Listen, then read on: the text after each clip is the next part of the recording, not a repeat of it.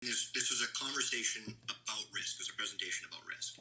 And he goes, okay, I've got a 6-sided dice, and I'm going to give you 10 to 1 odds that you can predict the result of this dice. How many people want to take that bet? Knowing that you're more likely to lose than win, right?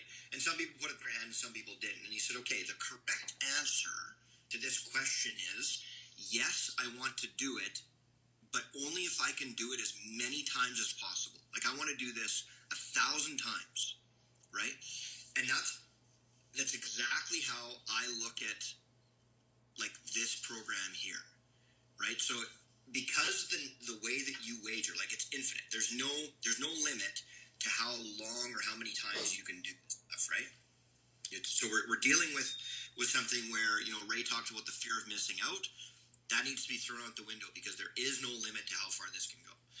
But then if you're going to do that, and this is where the psychology comes in. Once you fundamentally believe that over time you're going to make money by getting 10 to 1 on a 6 to 1 wager, right? Just using the dice analogy, then you get to say things like, we're due when you're losing, right?